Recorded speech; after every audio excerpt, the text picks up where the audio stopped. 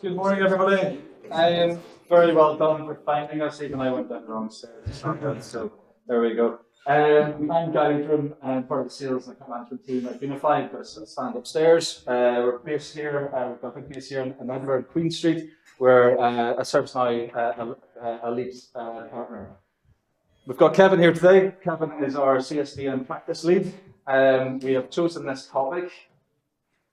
Bit of a weird one to start with, but the amount of challenges that we have working with organizations trying to do some really good things with ServiceNow, but have a challenge with the foundational data, the underlying data.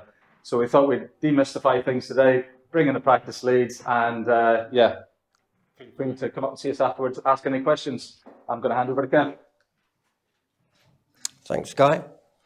So, everyone, brief idea of what Unifii are involved in from an engagement point of view, but keep it in mind that no customer is alike, and we deal with major corporations, mid-sized companies, public sector, but they all have very similar needs and challenges around their data. And we could sit here till the cows come home and go into the deep dive of this stuff, and it would be very dry and boring. So to make a presentation that you are going to remember when you go back home, even when you go back into your kitchen, I guarantee that you are going to remember something about this presentation. We have to lighten the load a little bit and get it moving on a faster pace. So I'm going to focus on some key themes in this presentation in the time that we have. One thing to note is that, of course, if you're familiar with CSDM and CMDB, as I am, and you will recognise by the state of the colour of my hair that I've been around CMDB for many years, and this is what happens to you. It covers all of the platform. Anything you want to do in the platform is going to get touched. Yeah, when you're talking about this data that we're going to be covering here in this session. First of all, let's see it in action. If you did this right, if you won the prize of ServiceNow CSDM model and the data being managed properly, these are the kind of things that it would do for you. So for example, you would be able to look at your strategic portfolio, looking at your landscape and the risks and associated with your landscape, being able to look forward, being able to see what opportunities are coming up next year, 2 years' time, whenever, looking at what costs you can save and how you might want to rationalise, all in graphical forms. Now, of course, this requires the data to be correct underneath. So on the top left-hand side, you would be able to navigate your services, how your services are consumed by your customers and clients, being able to manage those in terms of what's published to them, what's coming up next. And managing the SLAs, service level management associated with those. On the bottom left, we start to get into the operational aspects of what CSDM can do for you. It can give you those dependency views, service maps, if you want to call them those, and being able to understand when something breaks or when you want to change something, you know what it's going to affect. And lastly, if we didn't have this bottom right-hand picture of the world, this shows us the quality and the population of the model. If you didn't have this, you wouldn't really know what's going on in the wide world. So it gives you that trust and understanding that your CMDB and the wider CSDM model is working for you and it's of a suitable quality. So that's what you can win when you enter this competition of CSDM.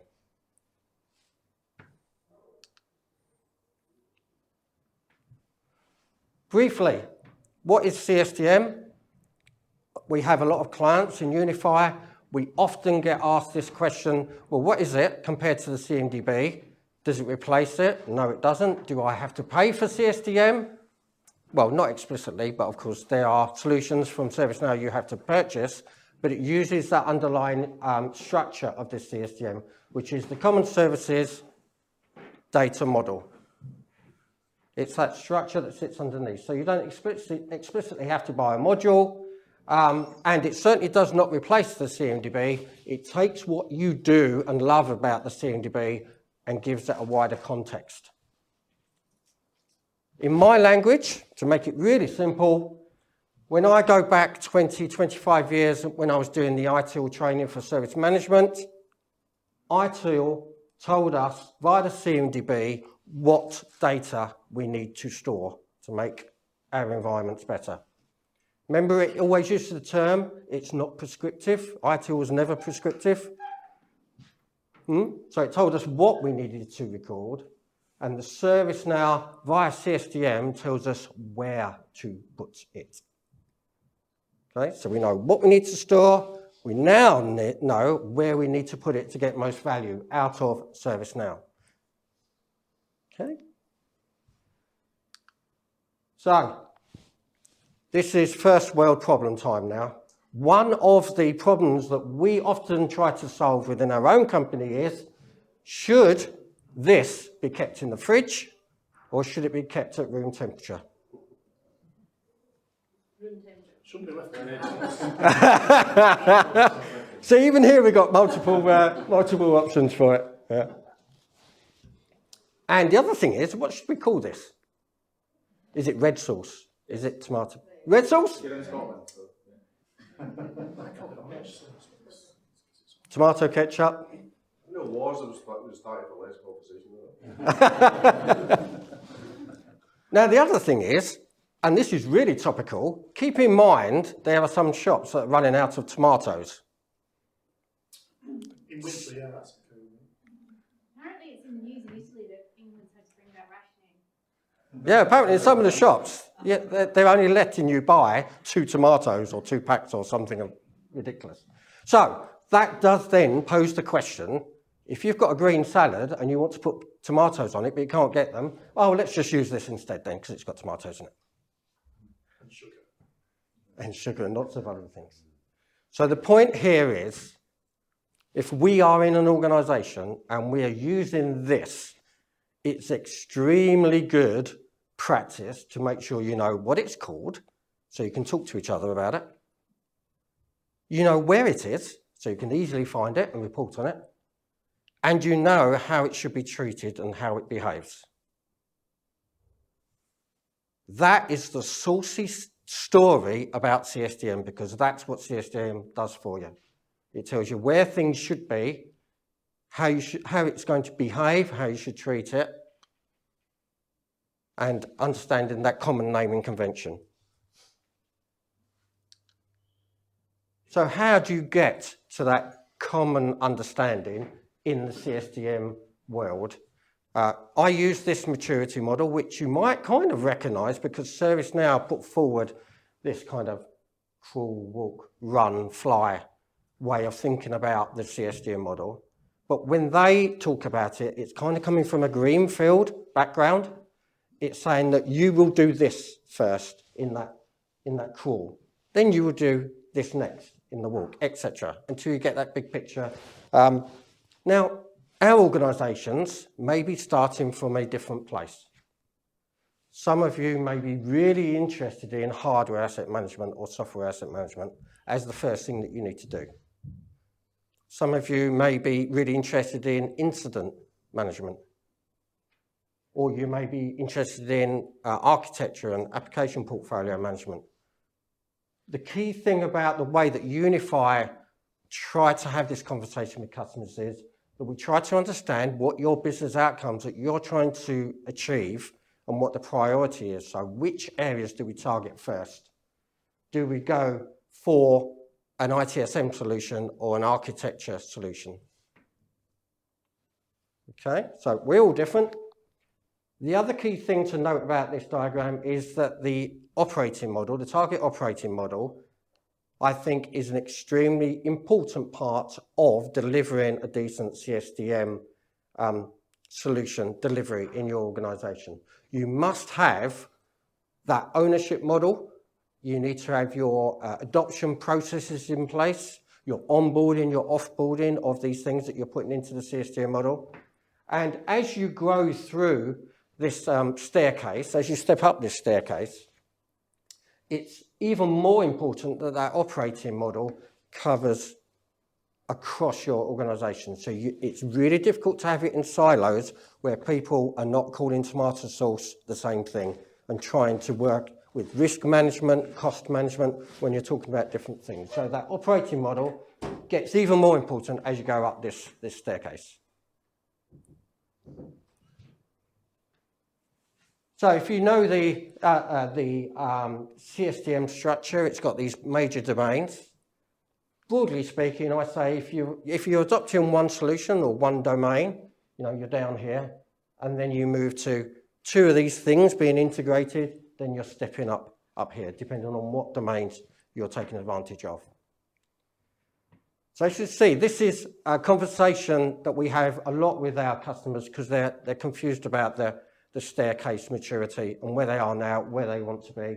And we can drop in pieces of work to help them up that staircase. Okay. Are there any questions so far? Nothing jumps out? Good. And no fights about the tomato sauce, that's good. Now, if we look in more detail about in your companies, your organisations, where you are, where you want to be, we know that the foundation level is absolutely key. You must do the foundation level first before you can crawl in any of those directions. Whichever your business outcome is that you're trying to achieve from implementing CSDM, you do need the foundation level, which, as you might expect, includes data around your users, groups, your hardware products, software products, locations, all of that foundation data, reference data that underpins whatever solution you're trying to aim for, whatever business outcome you are going for in your organisation. So pick your favourite topic of the day on this screen. So if you are interested in CSM, if you are interested in project management, if you're thinking about architecture, if you're in the operational space, think about your current problem scenario, your business outcome you're trying to achieve. And what that allows us to do is to be able to hone in on the areas of CSDM that we need to make sure are working correctly for your organisation. So if you're in the ITOM space, then we know we have to look at application services. We know we have to look at the CMDB, the technical CIs. If you are an organisation that are trying to focus on the architectural world, your program management, demand, that kind of thing, then we know we have to focus up here around your business capability tables and your business applications to make sure you've got that data right, because that's what your target is. And likewise with service portfolio management. And have you noticed the thing that ServiceNow did here with the CSDM model to really screw us all up is that you've got service portfolio management, SPM, and you've got strategic portfolio management, SPM. But they need to put a 1 or a 2 or something, and they need to rename them somehow so it's clearer when we're having these conversations. Okay.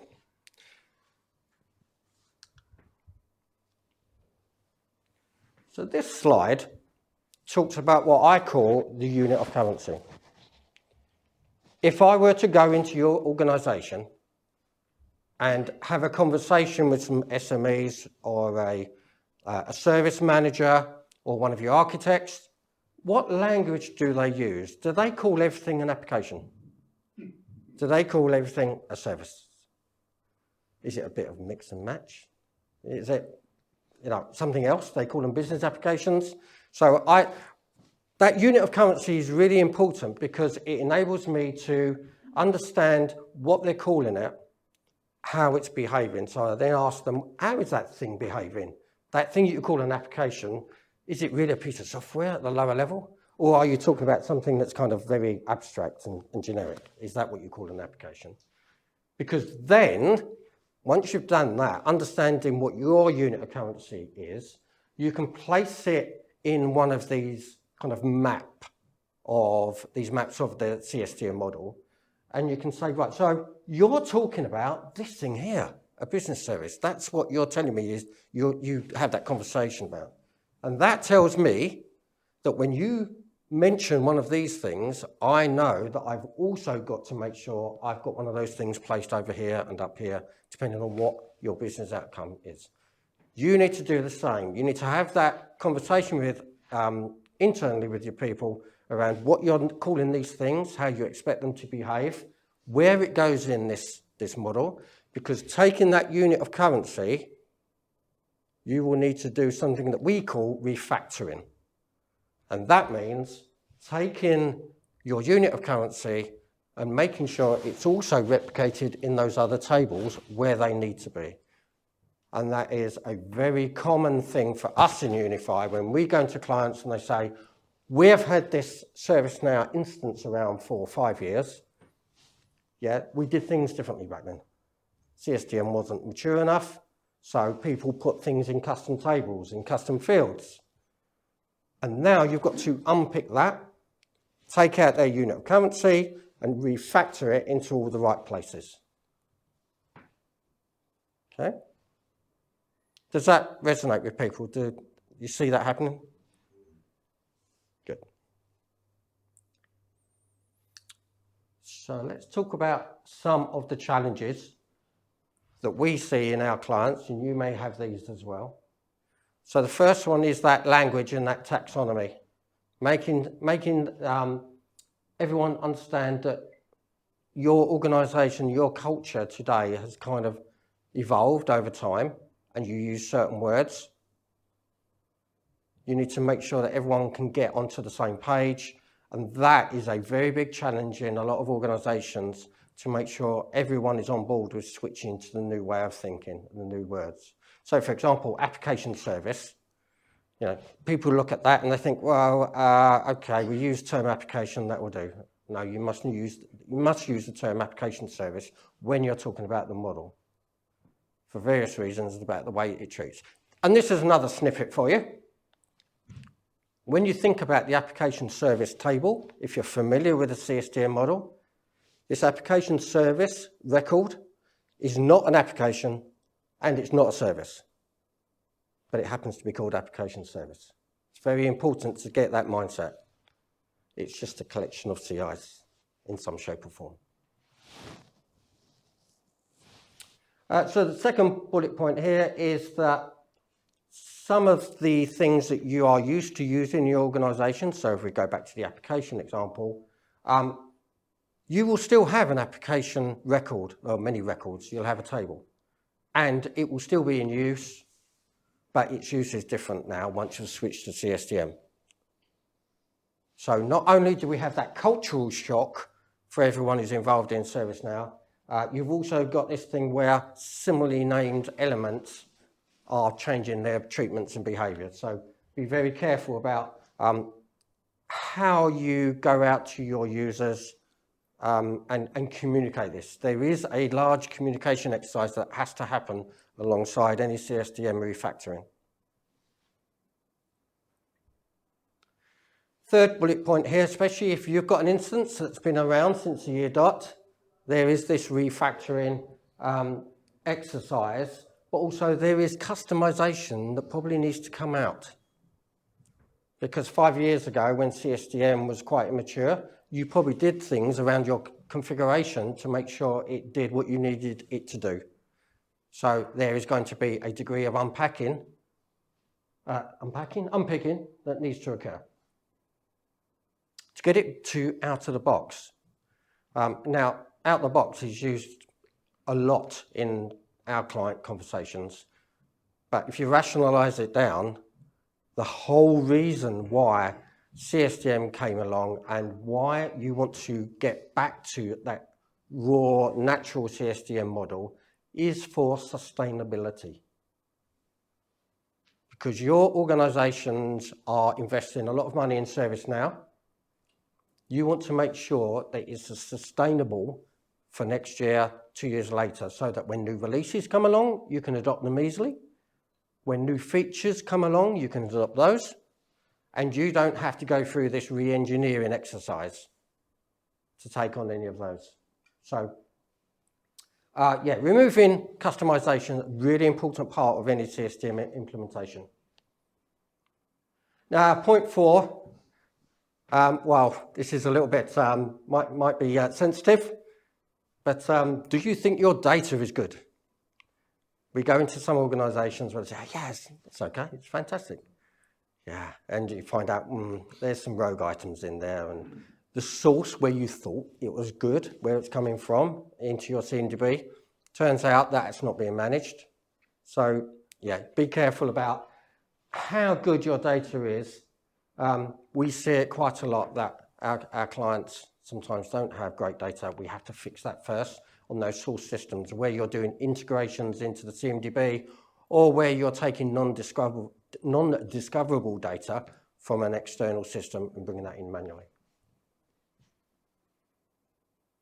Now, the last point is sometimes a conversation we have with senior stakeholders where because of the sheer number of tables and records that are involved here, on the face of it, it looks like this model is being made more complicated because you're introducing these things called business services, technical services, service offerings, product models, you know, the list goes on.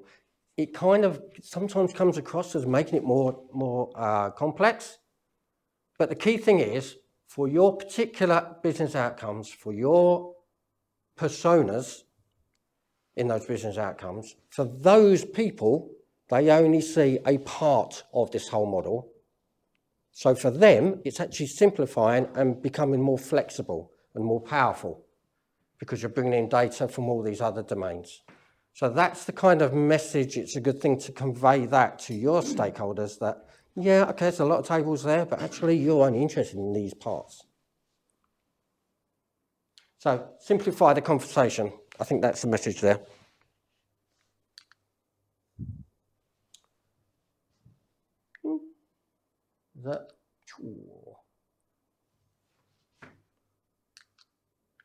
Maybe I'll have to do this by hand.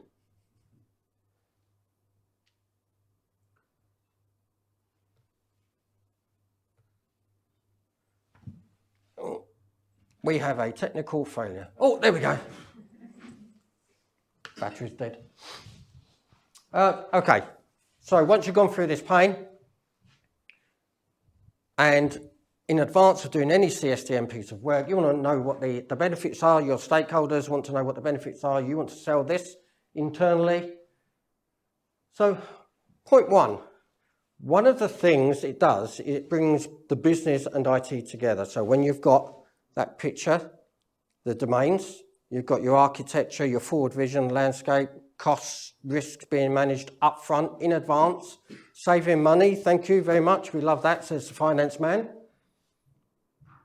And the business are talking to you in the same language that you understand as IT technicians.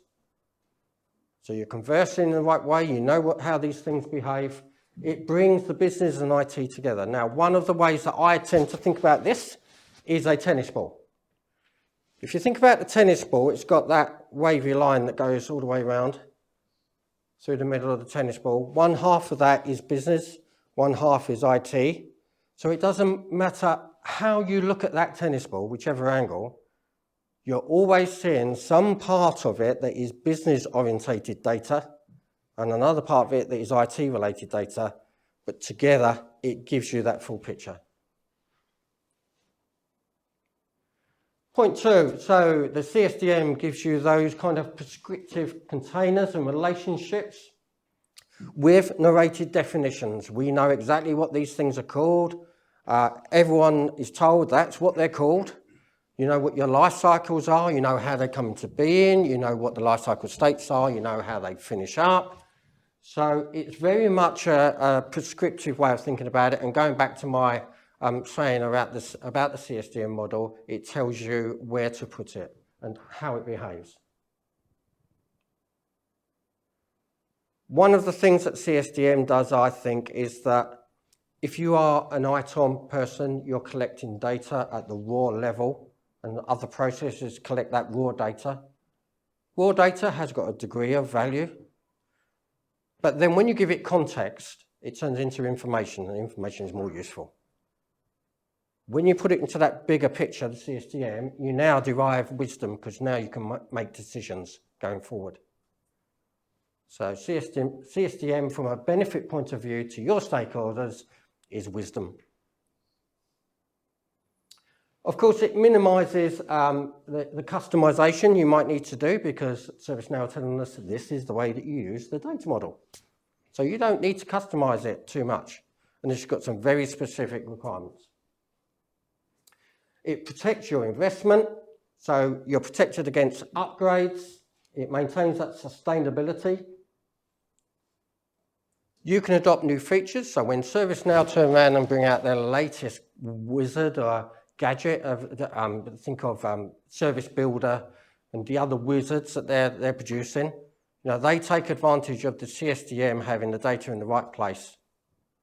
So you can take advantage of those easily. And potentially you can create your own applications and start to do some really funky, whizzy things with ServiceNow using that data. So you can take advantage of it. So for your stakeholders, there are some key points there around the benefits to them, your organisation. And we're seeing companies taking advantage of this right now and getting that value. So some of the takeaways for you. Just wrapping up, CSDM is a structure that helps you deliver the processes on ServiceNow in a sustainable manner. It gives you that joined up conversation between IT and the business. Keep in mind that if you are brownfield, if you've got an instance that's been around for a little while, you might need to do some refactoring. And yeah, you always need to start with foundation on your staircase maturity. But crawl, to me and our clients, means that you can crawl in any direction, not necessarily the one that ServiceNow say that you have to take next. And remember the ketchup. CSDM relies on things being in the right place. You've got the right naming convention and you treat them the same. You understand what that thing is and where you can find it. And there we have the saucy story of CSDM. Are there any questions, observations, comments? So CSDM is effectively about data. The data needs to be house kept and house converted. So what roles and what skills and capabilities do you need to maintain and keep your CSDM in good shape? Yeah, you need those kind of people who are really focused on the smaller parts of their world. So those people who dot the I's, cross the T's, analysts, data analysts, you need someone who is very process orientated. So typically in organizations, you will have that role that oversees the process, the data, who owns that data model. We see that the governance of the data model is a really important role, and they will have a small team, medium-sized team of people who report on that data on a daily basis, and then they will go in and hone in and fix the data through conversations with the SMEs. So we don't necessarily see that there is someone whose job it is to go into the CSDM and fix data there and then. These people should be going using reports and dashboards out to wherever that data is mastered and getting those people to fix their data. Yeah. So is that a configuration manager role, or do you see it as something different? Yeah, we've seen it in that configuration manager role. Yeah. Yeah, because it is similar kind of data, it's just more of it, wider. Yeah, so the same skills, but just Yeah. a broad canvas. Yeah. That's Or a good partner. Just a question, because you mentioned that CSDM is followed by best practices in ServiceNow. How does this work with customized table? If the company is heavily relying on customized table. Yeah, customized tables, as I hinted at there, you really need to think about what we're doing with customized tables. If it's data that should be in the CSDM model, then refactor it, move it. Yeah. If there are custom fields that you need to port across, okay, yeah, we're not saying you can't have custom fields, But, you know, you be very specific around what is that field delivering for you in terms of the outcome. Does that make your solution sustainable going forward? Would you add those custom fields to the CSDM tables or to additional tables? No, there's CSDM tables normally. What do you think is the best department of leads on the drive for CSDM in an organisation? So the best? Department. Where would you put the configuration manager role within that IT organisation? Personal view. Do you have an architecture team, architecture group? We do, yeah. So if you think that IT is just another person on the top table in your business, if you're retail, pharmaceutical, whatever, you've got your top table, IT should be up there. They should have architecture representation. From a concept point of view, CSDM is an architectural element you need to manage. And then you'd have your operational activities like your SACM, etc. underneath. So personally, I completely agree with that. But ironically, people who get the best benefit are predominantly run part of the organisation. So yeah, it's seen as that's where you put the configuration manager, but that's just administration. And that's they don't hold that knowledge. yeah, That's basically architectural. and that's historical. You know, going back to ITIL and CMDB, that's how it's been before. But with the CSDM and the approach and pushing that knowledge into the business, etc., it's becoming wider. So we're seeing that business are taking direct benefit from CSDM. So if you look at financials, they're using the financial plugin, financial modules for ServiceNow. So they're doing all of their processes for full detection and that kind of thing. So presumably we get a level of maturity where architecture also does business architecture. That is the sweet spot, presumably, where CSDM championing would involved. Okay, that's useful. Any other questions? Okay, thank you very much. And if anybody wants any more information, then come to our stall outside. Thanks.